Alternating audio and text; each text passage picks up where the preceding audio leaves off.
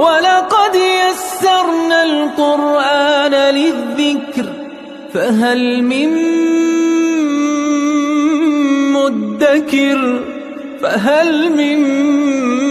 مُّدَّكِرٍ اعوذ باللہ من الشیطان الرجیم بسم اللہ الرحمن الرحیم الحمد للہ رب العالمین وصلی اللہ علی سیدنا و نبینا ابی القاسم المصطفى محمد وعلى آلہ الطیبین الطاہرین المعصومین اما بعد اعوذ باللہ من الشیطان الرجیم بسم اللہ الرحمن الرحیم آمن الرسول بما انزل الیہ من ربہ والمؤمنون کل آمن باللہ وملائکتہ وکتبہ ورسلہ لا نفرق بین احد من رسلہ وقالوا سمعنا واطعنا غفرانک ربنا والیک المصیر صدق اللہ العلی العظیم۔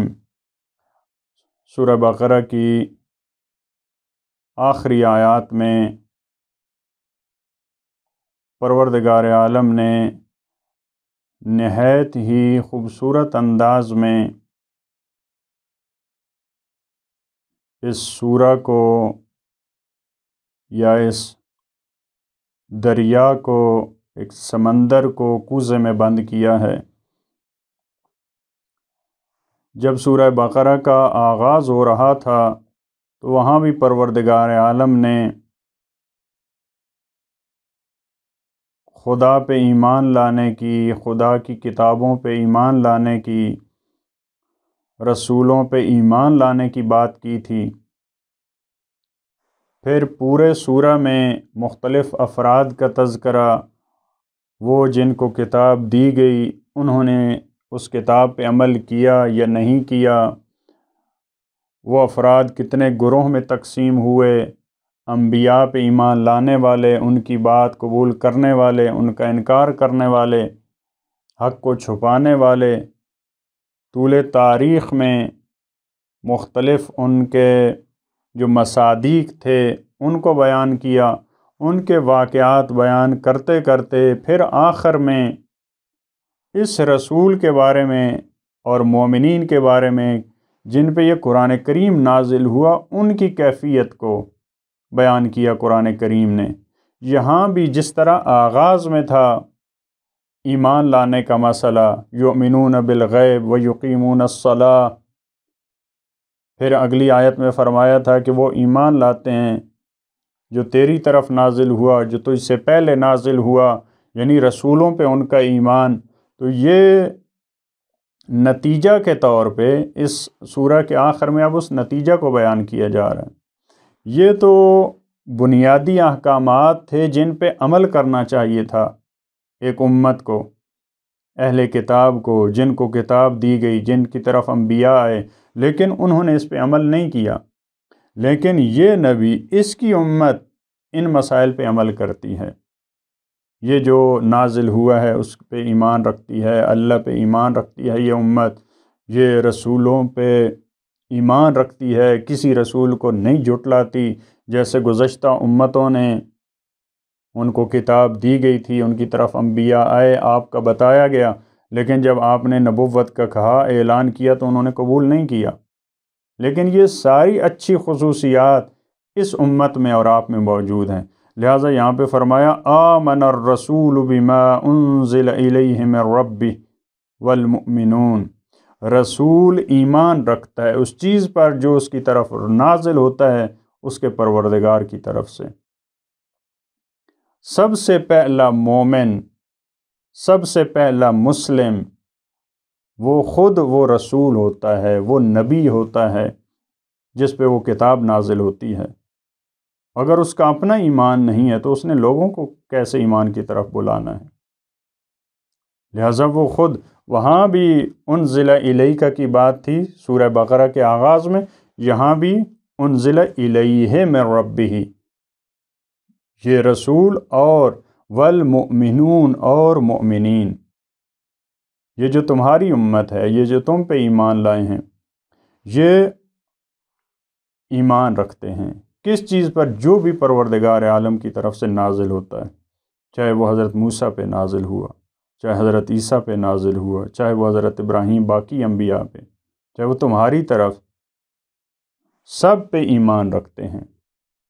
یہاں پہ رسول اللہ کی عظمت کی وجہ سے پہلے رسول کو بیان کیا، آمن الرسول، رسول سے مراد یہاں ختمی مرتبت ہیں۔ اس کے بعد الگ طور پہ دوسرے مرحلے میں والمؤمنون، کیونکہ ان مؤمنون کے ایمان کی کیفیت اور ہے، لیکن رسول اللہ کی ایمان کا درجہ اور ہے، لہٰذا آمن الرسول پہلے مرحلے میں، والمؤمنون اور مومنین، لہٰذا ان کا پروردگار کی طرف سے جو نازل ہوتا ہے ان پہ محکم یقین ہے، ایمان ہے۔ کل آمن باللہ، یہ سب کے سب اللہ پہ ایمان رکھتے ہیں۔ مومن ہوتا ہی وہ ہے، مومن تب بنتا ہے جب اس کا اللہ پہ ایمان ہو، لہٰذا یہ سب کے سب اللہ پہ ایمان رکھتے ہیں۔ وملائکتہ، اور اس کے فرشتوں پہ ایمان رکھتے ہیں۔